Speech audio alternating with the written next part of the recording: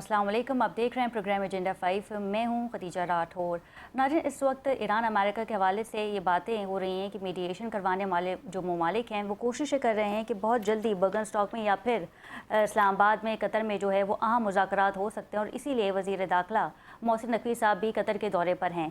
इब्तदाई तौर पर बताया जा रहा था कि स्ट्रेट ऑफ हॉर्मज़ जो है वो उस मुज़ाकरात के दौरान खुल जाएगी। ओमान ने भी इसकी कोशिशें की जिसे ईरान ने मुस्तरद कर दिया है। ओमान का कहना था कि जब तक ये जंगबंदी मौजूद है और साथ ही मुज़ाकरात का दौर शुरू हो रहा है तो शिप्स की जो आमदोरफ्त है इसे खोला जाए। ये तजवीज़ दी गई थी जिसे ईरान ने मुस्तरद कर दिया। और इस वक्त अमेरिका की अगर बात करें तो वाशिंगटन में अहम बैठक होने जा रही है। नेतन्याहू की डोनाल्ड ट्रंप से 1-on-1 मुलाकात होगी जिसमें ईरान के हवाले से बात की जाएगी और ये भी बताया जा रहा है कि ये एक टॉप एजेंडा है और फिर देखेंगे कि आने वाला जो लाएअमल है वो किस तरीके से तय किया जाएगा, क्योंकि इसराइल चाहता है कि फॉल्स फ्लैग ऑपरेशन हो और एक बार फिर मशरिक़ वस्ती में कशीदगी भी हो। लेकिन डोनाल्ड ट्रंप का एक बड़ा बयान ये भी था कि ईरान को ख़रीदा नहीं जा सकता बल्कि उन्हें शिकस्त दी जा सकती है। अगर अमेरिका ईरान को शिकस्त दे चुका था तो फिर ये तवील जंग आखिर चल क्यों रही है। हमने ये भी देखा कि हमले भी हुए, हमने ये भी देखा कि ईरान में शहादतें भी हुई, लेकिन ईरान ने भरपूर रिटेलिएट भी किया है। यूक्रेन के हवाले से अगर बात की जाए तो यूक्रेन ने ईरान के शिप को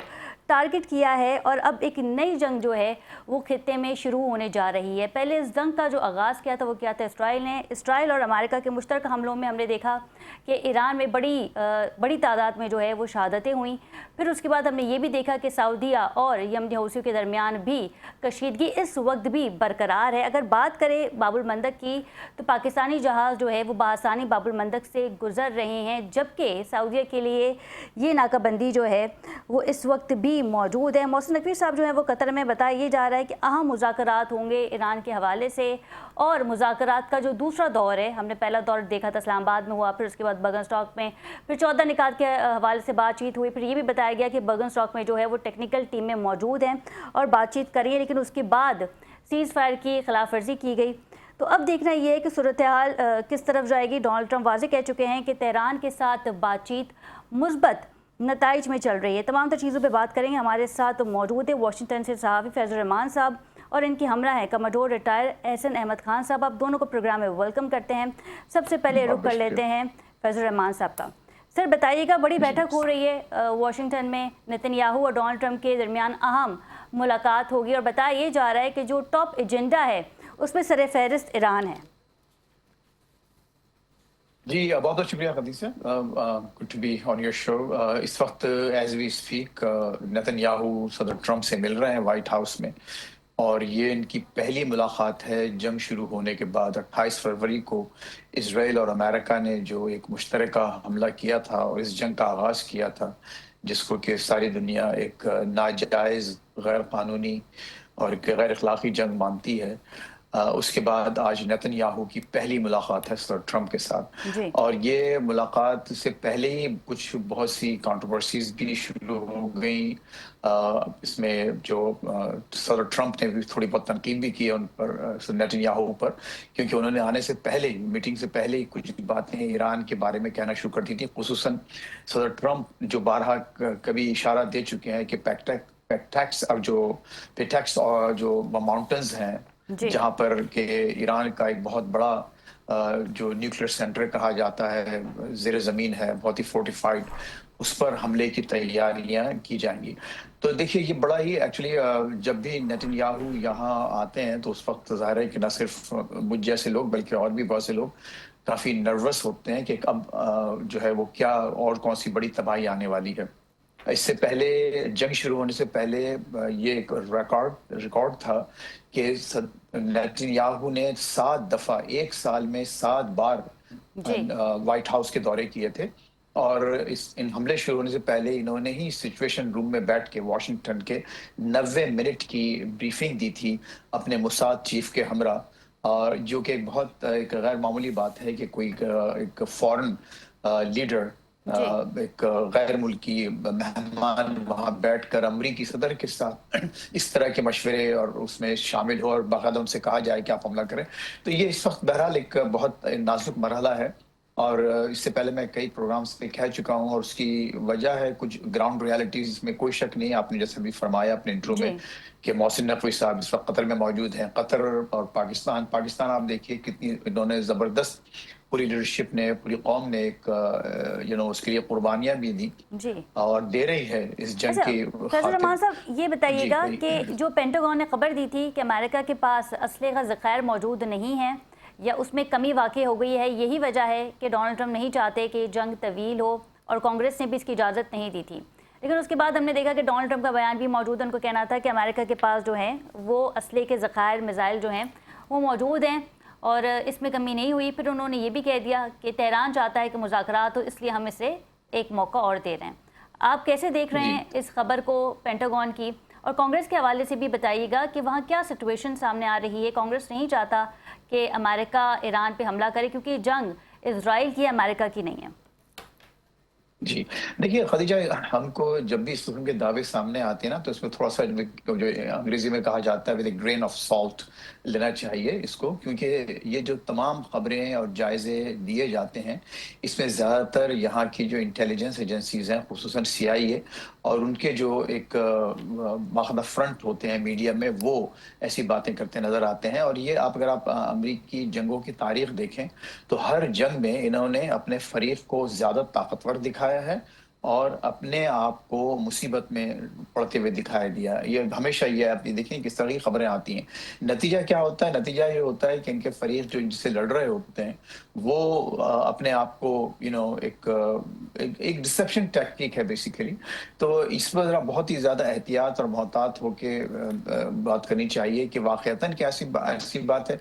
और जैसे कि खुद अभी आपने फरमाया गया, एक तरफ तो जायजे आ रहे हैं कि आपका जो स्टॉक पाइल है वेपन्स का वो डिप्लीट हो चुका है। जी ऑन द अदर हैंड जो आपका खुद अपना सदर है वो ये कह रहा है कि ऐसी बात नहीं है। तो किसको आप ज्यादा क्रेडिबल समझेंगे? जाहिर है सदर की बात को आप ज्यादा क्रेडिबल समझेंगे। लेकिन बॉटम लाइन ये है, असल बात ये है, देखिए कि इस वक्त शुरू दिन से दोनों जो बल्कि दोनों नहीं, तीन पार्टीज हैं। हम इत्तेफाक से अब इसको दो पार्टी अमेरिका ईरान के कहते रहते हैं, लेकिन ये जी अमेरिका, इजराइल और ईरान की जंग है। बिल्कुल तो ये तीनों फरीकैन जो हैं ये अपने अहदाफ इनके अपनी जगह मौजूद हैं, दो सही। तीनों बिल्कुल अपनी जगह से नहीं हटे। तो ये है ग्राउंड रियलिटी। अब हम चाहे जितने भी MOU साइन करवा लें, जितने भी निगोशिएशंस की बात कर लें, जब तक कि ये तीनों अपने जो एक अल्टीमेट मैक्सिमलिस्ट अहदाफ हैं उनसे पीछे हट कर कोई एक कॉमन ग्राउंड पर नहीं आएंगे, उस वक्त तक आप इस क्राइसिस का कोई हल नहीं बिल्कुल, देखेंगे। नुकात पे और जो है यही वो एक बड़ी इत्तफाक अगर दोनों बदकिस्मती है। जानिब से ही किया जाएगा तो ही मुआहिदा फुलफिल जी हो सकता है।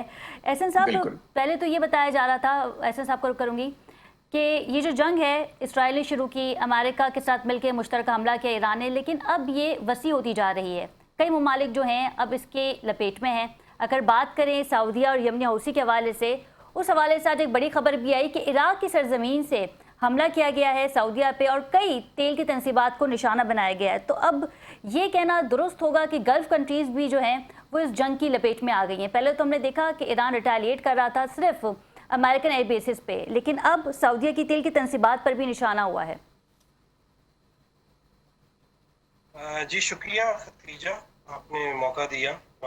अनफॉर्चुनेट है कि अब आज एग्जैक्टली 150 दिन हो गए हैं हम इस जंग को डिस्कस कर रहे हैं, और इस 150 दिन की आउटकम ये है कि जो जंग से पहले की तेल की कीमत थी वो बीच में $113 पे पीक की, अभी भी $83 के ऊपर मौजूद है। अब नए हुर्मुज़ जहाँ से दिन के 130 से 140 जहाज गुजर जाया करते थे, अभी वहाँ पे 11 या 15 जहाज आज की तारीख में गुजरे हैं। जी जो तेल तकरीबन 20 मिलियन बैरल्स गुजरता था वो अब रिड्यूस हो गया है 1.5 मिलियन के ऊपर। और इस जंग का दायरा, जो कि कहने में जिस तरह आपने कहा कि जी ईरान, अमेरिका और इसराइल के दरमियान थी, जी उसका दायरा वसी हो के गल्फ के तमाम, मिडल ईस्ट के तमाम ममालिक शामिल हो गए, बशमूल सऊदी अरब के। जी जो सेंटर ऑफ ग्रेविटी या जो मेन कंसर्न था इस जंग का कि जी हम, और ये जो व्हाइट हाउस के कॉरेस्पॉन्डेंट्स का डिनर था 2 दिन पहले, उस पर भी प्रेसिडेंट ट्रम्प ने दोबारा ये बात कही कि जी ईरान को हम न्यूक्लियर नहीं बनना देंगे। ईरान तो पहले ही न्यूक्लियर बनने से इनकार कर चुका था। ऐसे वो ही। सारी जंग का रुख जो है अब इस चर्च पे आ गया है कि जी हम स्टेट ऑफ हुर्मुज को कैसे खुलवाया जा सके, और स्टेट ऑफ हुर्मुज जो है वो एक सेंटर ऑफ ग्रेविटी बन चुका है। तो अभी इस वक्त दो तीन रुख से आप देख सकते हैं। एक अगर आप silver lining around the cloud देखें तो 13 दिन की एक री एस्केलेशन जो थी, जी उसके बाद कुछ काम नजर आ रहा है ईरान और उसके दरमियान, अमेरिका के दरमियान। लेकिन इसका मतलब ये हकीकत नहीं है कि जो खतरात हैं वो टल चुके हैं, खतरात अपनी जगह पे मौजूद हैं। सही। दूसरी अच्छी चीज ये है कि अभी थोड़ा सा इनको रियलाइज ये भी हो चुका है और साथ ही कि एहसन साहब, इस वक्त जो दौरा किया गया है नेतन्याहू की जानिब से वाशिंगटन का, जो अहम मुलाकात हो रही है डोनाल्ड ट्रंप में, उसके बाद भी हम देखेंगे कि कोई नई स्ट्रैटेजी प्लानिंग जो है वो की जा सकती है। जी बिल्कुल।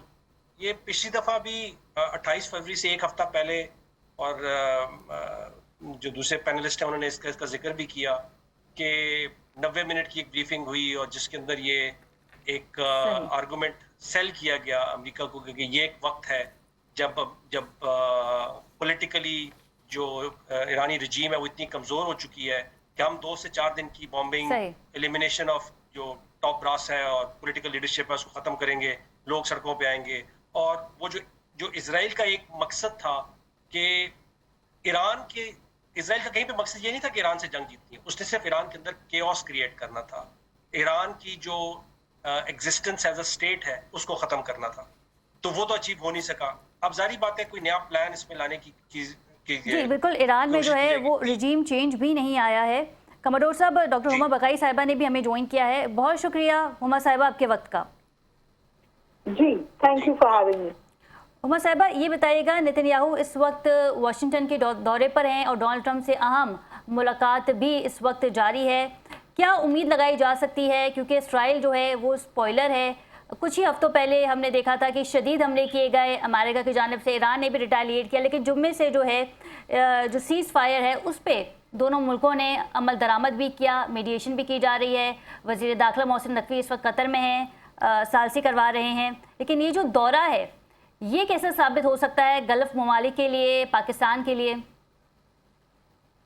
आपका इशारा नेतन्याहू के दौरे की तरफ? जी जी बिल्कुल। देखिए कि नेतन्याहू वो इजरायली प्रेसिडेंट हैं जो प्रेसिडेंट ट्रंप की प्रेसिडेंसी में 8 दफा वहां गए, और उनका ऑब्जेक्टिव हमेशा यही होता है कि जो इजरायली पर्सपेक्टिव है उसको मनवा लिया जाए।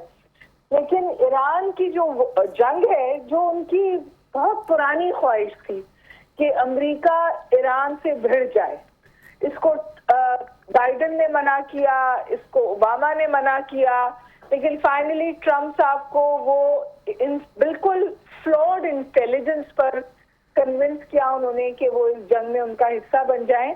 और अब सूरत हाल इतनी गंभीर है कि यूएस का यूनिपोलर स्टेटस जो है उस पर सवाल है, इंटरनली यूएस डिवाइडेड है, और जो एलाइज थे यूएस के वहां एक तकरीबन समझिए खलबली मच गई है। अभी जो ये विजिट है मेरे ख्याल है इसमें मैं इसको सेल्वेज विजिट समझती हूँ, क्योंकि ये तो शायद उनको बावर करा दिया गया है कि मजीद हार्ड पावर का इस्तेमाल शायद अमेरिका की तरफ से नहीं होगा। तो इस सूरत हाल में जो वो मैक्सिमम बेनिफिट अपने लिए ले सकते हैं इजराइल को सिक्योर कराने के लिए, वो करेंगे। कुछ चीजें जो उन्हें खटक रही हैं, फॉर एग्जाम्पल हिजबुल्लाह का जो स्टांस और स्टैचर है और उसकी जो इरानियन सपोर्ट है वो उन्हें बहुत खल रही है।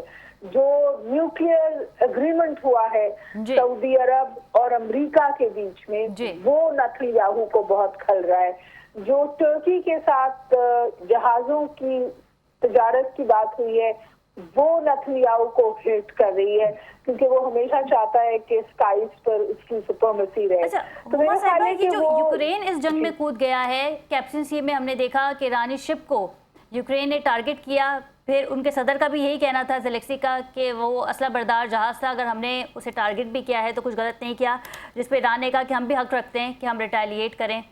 तो हम देखेंगे कि रूस और यूक्रेन के साथ तो जंग चल ही रही थी माजी में, इस वक्त भी चल रही है कशीदगी, और अब इस जंग में यूक्रेन भी कूद जाएगा और रूस भी ईरान की सपोर्ट में जो है वो उसे असला फराम कर सकता है।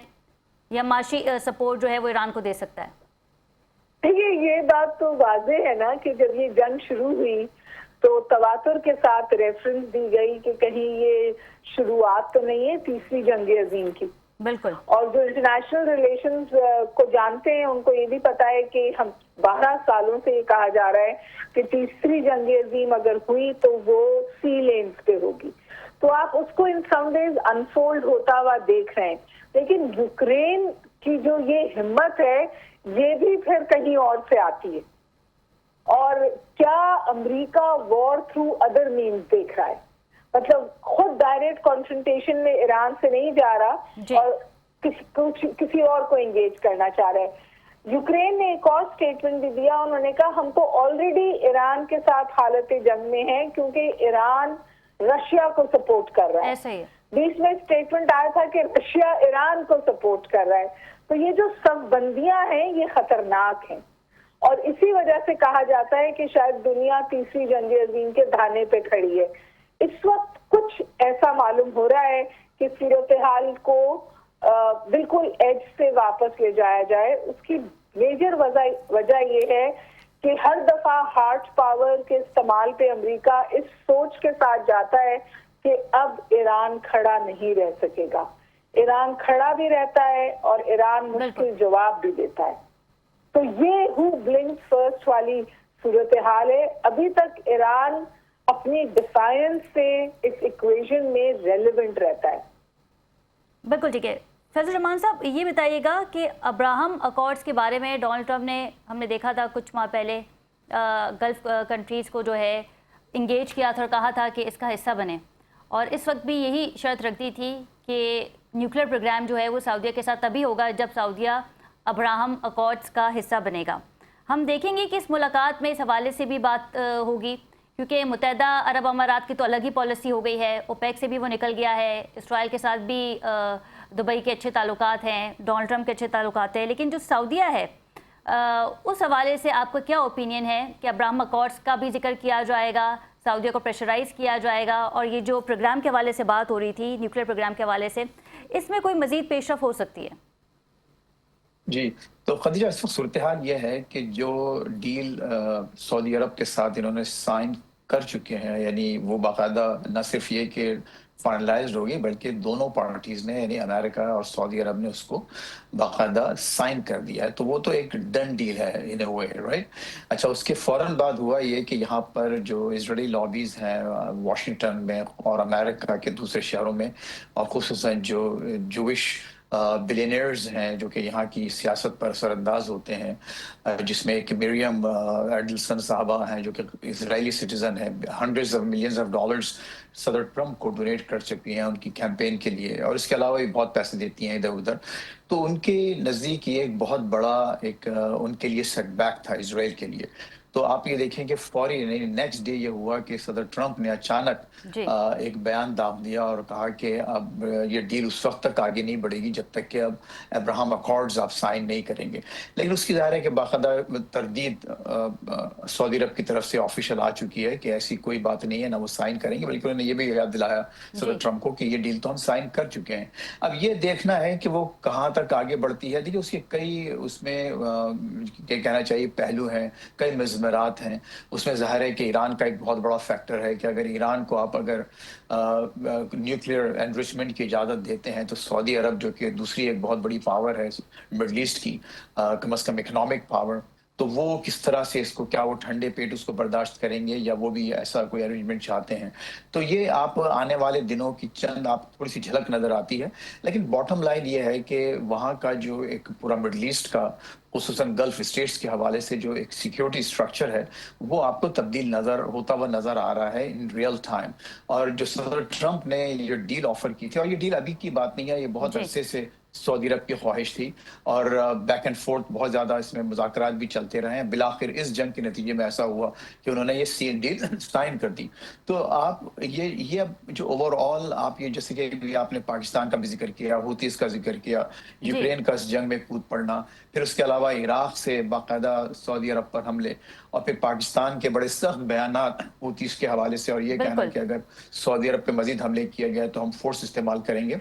तो इस वक्त आप एक बिल्कुल एक नया सिक्योरिटी स्ट्रक्चर आप देख रहे हैं। अब देखना ये है, देखिए इस पे जो एक अहम सवाल है खदीजा, वो ये कि क्या इस सूरत हाल के नतीजे में अमेरिका वहां से वापस निकलने पर तैयार होगा या नहीं। क्या वो अड्डे जो एक सिक्योरिटी गारंटी के तौर पर बनाए गए थे उन गल्फ स्टेट्स में, तो वो क्या खत्म हो जाएंगे।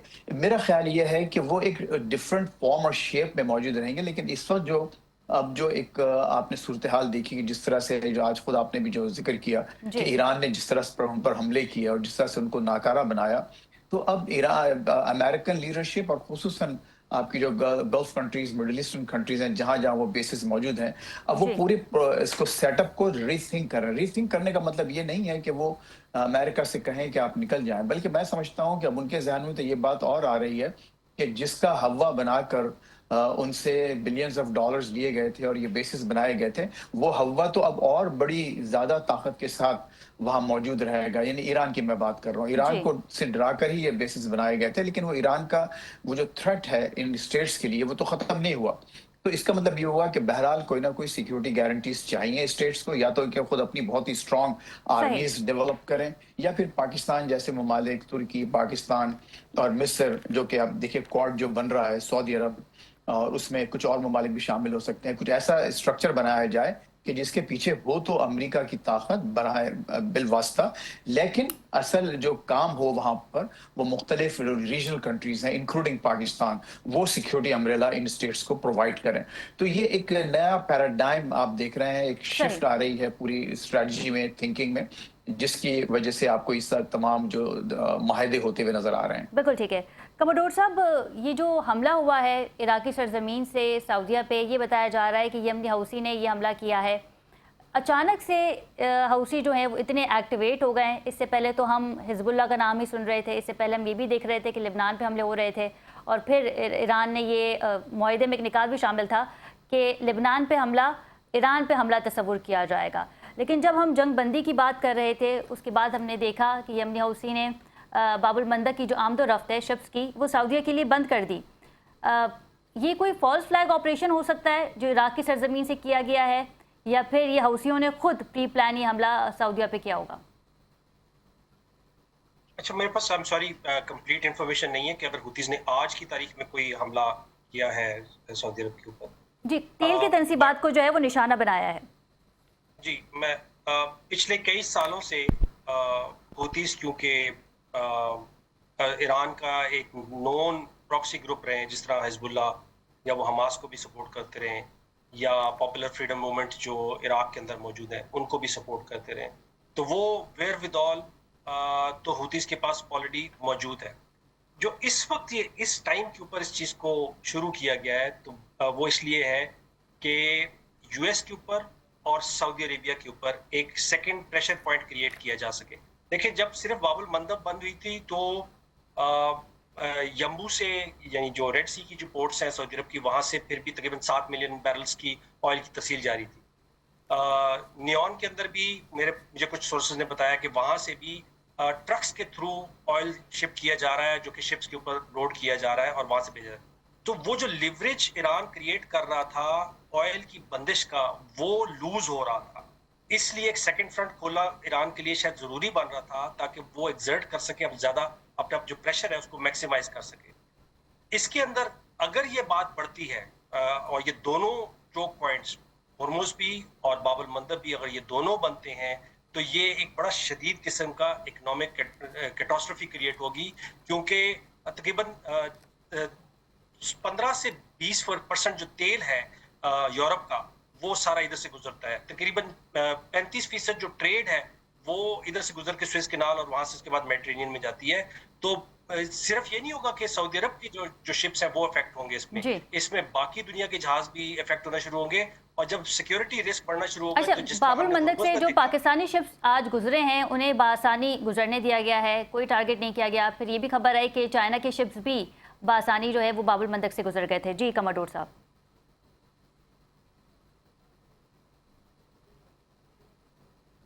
जी एहसन साहब, आपको मेरी आवाज आ रही है?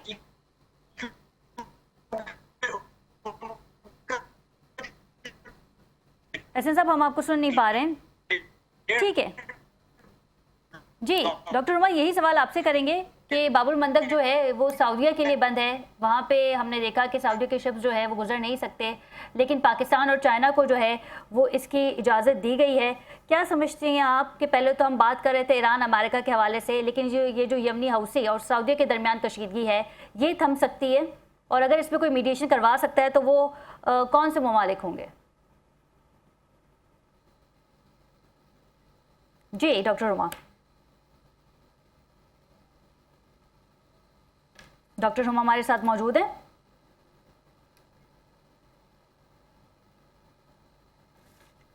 ठीक है, ठीक है। फैसल आप बताइएगा, कशीदगी के हवाले से बात हो रही है और आपने मेरा सवाल जो है वो भी बखूबी सुना है। क्या कहेंगे इस पे, अगर दोनों ममालिक के दरमियान मजीद कशीदगी होती है तो कौन मीडिएशन करवा सकता है? क्योंकि ईरान अमेरिका के हवाले से तो हम बात कर रहे हैं, उसमें पाकिस्तान है, कतर है, लेकिन ये जो यमनी हौसी का सिलसिला आ गया है, इराक की सरजमीन इस्तेमाल की जा रही है, सऊदीया पे जो तेल के तनसीबात हैं उस पर हमले किए जा रहे हैं।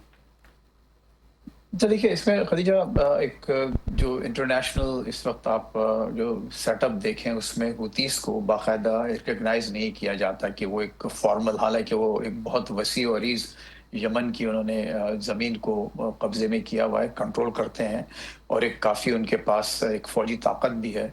आपने ये देखा कि वो जो इवन यमन का जो कैपिटल है सना, उस पर उनका कंट्रोल है, और बाकायदा वहाँ से यमनी हुकूमत को, जिसको कि पूरी यूएन में बाकायदा रिकग्नाइज किया जाता है, उसको वहाँ से निकाल दिया। तो अब अगर उनसे कोई मुज़ाकरात करता है तो किस सूरत में करेगा, उनको क्या एक्नॉलेज करते हुए करेगा? और आप ये देखिए, पाकिस्तान की जो एक इस वक्त हैसियत है, पाकिस्तान ने उस पर एक पोजीशन ली है। जो पिछले हफ्ते प्राइम मिनिस्टर शहबाज शरीफ का बाकायदा एक बयान आया था और बहुत ही स्ट्रांगली वर्डेड, बड़े सख्त अल्फाज में उन्होंने तंबीह की थी हुतीस को कि अगर आपने ये सऊदी अरब के खिलाफ अगर कोई भी एक्शन लिया, कोई हमला किया, तो हम ताकत के इस्तेमाल से भी दरेग नहीं करेंगे। तो मैं नहीं समझता कि पाकिस्तान इस सिलसिले में एक्टिव हो सकता है कि बिटवीन हुतीस एंड सऊदीया। देखिए अगेन, ये बहुत ही एक गैर मसावी इक्वेशन है, मसावात है कि एक तरफ तो प्रॉपर हुकूमत है और दूसरी तरफ एक प्रॉक्सी, एक मिलिशिया है। तो इन दोनों में कैसे मुज़ाकरात हो सकते हैं? ये अलग बात है कि इस वक्त अगर किसी का कंट्रोल है उस प्रॉक्सी पर, उस मिलिशिया पर, तो वो है ईरान की क़यादत, और ख़ुसूसन जो ईरानी रहबर आला हैं जनाब मुश्तबा खamenei साहब, कि अगर चाहें तो ये चीज़ रुक सकती है। लेकिन मैं नहीं समझता कि इस वक्त कोई ऐसी और ताकत, कतर भी आप समझते हैं कि जो यमनी हौसी है इसे ईरान की जानिब से बैक किया जा रहा है, और या फिर कोई? बिल्कुल, एब्सोल्युटली, हाँ बिल्कुल। ये तो देखिए, ये तो वाजे है, क्योंकि आप ये जो उन्होंने जो अपने आप को दोबारा इस पूरे मंजर आम पर आए हैं, और जिस तरह से उन्होंने सऊदी अरब के जहाज़ों को ब्लॉकेट करने का जो ऐलान किया है, तो वो सिर्फ और सिर्फ ईरान के कहने पर किया है, क्योंकि जाहिर है उनका, और फिर जो उन पर जो कहा जाता है कि यमन से हमला हुआ था, जब हुतीस जब अली खamenei साहब के जनाजे में शिरकत के बाद वापस आ रहे थे, तो उन पर सना से हमला किया गया। लेकिन हुतियों का ख्याल ये है कि वो शायद सऊदी अरब के या तो कहने पर या सऊदी अरब से बराह रास्त हमला किया गया है। तो ये तनाज़ा ज़ाहिर है इसके पीछे ईरान ही है। अब ईरान का इन्फ्लुएंस तो हम जानते हैं। देखिए, ईरान की जो इस वक्त स्ट्रेटजी है, बल्कि इस वक्त नहीं शुरू से है, वो ये एक बात तो ये रखा की है उन्होंने ओवर द इयर्स के अपने उन ग्रुप्स को एम्पावर किया हुआ है, जिसमें हुतीज हैं, हिजबुल्लाह है, इवन हमास है, फिर आपके इराक में बहुत से ऐसे ग्रुप हैं जहां वो जब भी चाहें इनको एक्टिवेट करके अपने जो फरीकैन हैं, जो अपने दुश्मन हैं, उनको नुकसान पहुंचा सकते हैं, और वही काम हो रहा है। अच्छा, दूसरी इसकी स्ट्रेटजी ये थी, जब ये जो जंग शुरू हुई तो उसमें उन्होंने जो एक, आपने देखा होगा कि बार बार जिसका एक जो जुमला हम लोग इस्तेमाल करते हैं, हॉरिजॉन्टल वॉरफेयर, यानी जो एक उफकी तौर पर जंग को इतना फैला देना और इतना कीमती कर देना उसके लिए, एग्रेसर के लिए, कि वो हम उनसे डील करने में पर मजबूर हो जाए। अच्छा, अब उसकी जो आपको बिल्कुल उस वक्त यही हो रहा है कि अब ठीक है, हम ये समझ सकते हैं कि रिटेलिएशन हुई है, क्योंकि हमला तो ईरान पर किया गया था, लेकिन ईरान इस वक्त जिन ममालिक पर हमले कर रहा है वो बराह रास्त जंग में शामिल नहीं हुए। अड्डे ज़रूर हैं उनके पास, लेकिन उनके सिविलियन टारगेट्स भी हिट किए गए हैं, और उन तमाम ममालिक ने, इंक्लूडिंग सऊदी अरब, काफ़ी रेस्ट्रेंड का यानी काफी जो है एक आप समझे कि आप अपने आप को बहुत ही रोक के रखा हुआ है, कोई ऐसे बराह रास्त बिल्कुल हमने देखा कि किसी भी अरब ममालिक की जानिब से जो है वो रिटेलिएशन नहीं की गई जिस तरीके से ईरान हमले कर रहा था अमेरिकन एयर बेसिस पे। कमोडोर साहब, लास्ट कमेंट आपसे लेंगे। अगर इस वक्त खित्ते की सिचुएशन को एनालाइज किया जाए तो आपकी क्या रीडिंग्स हैं कि आने वाले चंद हफ्तों में अहम मुज़ाकरात हो सकते हैं बर्गनस्टॉक में, दोहा में या फिर इस्लामाबाद में, क्योंकि डोनाल्ड ट्रंप का भी यही कहना है कि तेहरान के साथ मुस्बत बातचीत चल रही है। जी, इस अनफॉर्चुनेटली इस पूरे कॉन्फ्लिक्ट के अंदर जो सबसे एक परमानेंट चीज रही है, बाकी सब चीजें चेंज होती रही हैं, जो परमानेंट चीज रही है वो अनप्रेडिक्टेबिलिटी रही है। उसमें प्रेसिडेंट ट्रंप की अपनी पर्सनैलिटी भी है और आई थिंक उसमें जो हार्डलाइनर्स का काम है वो भी अपनी जगह पे मौजूद है, बिकॉज ईरान ने भी कई जगहों के ऊपर ऐसे स्टांसेस दिए हैं जो कि एस्केलेशन की तरफ जा रहे हैं।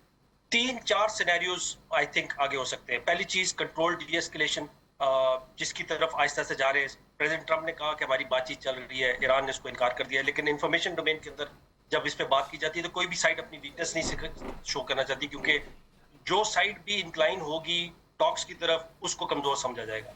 दूसरा है जिस तरह जो हमने 15 दिन पहले देखा था, एक दोबारा से एस्केलेशन जो कि नेगोशिएशन की तरफ लेके जाएगी, बिकॉज अभी भी ऐसा लगता है कि कुछ चीजें नहीं मानी जा रही थी जिनकी वजह से एस्केलेशन की गई। तीसरी चीज है ये जो 2 चोक पॉइंट्स वाला क्राइसिस है, इसको इस तरह क्रिएट किया जाए कि जिसमें एक साइड को गिव अप करना पड़े। And the fourth would be कि अगर प्रेसिडेंट ये प्राइम मिनिस्टर नेतन्याहू जो है वो दोबारा कामयाब हो गए प्रेसिडेंट ट्रंप को इस चीज पे बावर करने पे कि री एस्केलेट किया जाए और दोबारा से जंग शुरू किया जाए, तो ये एक बहुत बड़ी कैटास्ट्रोफी होगी।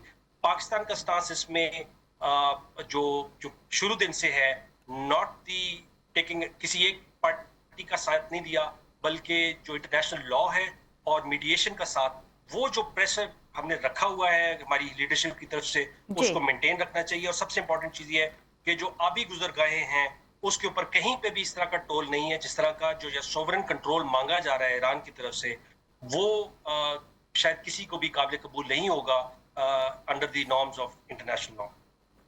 बहुत शुक्रिया कमोडोर साहब, इनके हमरा थे फैज़ल रहमान साहब। डॉक्टर हुमा बकाई आपका भी बहुत शुक्रिया। प्रोग्राम में मजीद भी बात करेंगे, लेकिन यहाँ वक्त हुआ है एक शॉर्ट कमर्शियल ब्रेक का। Stay with us.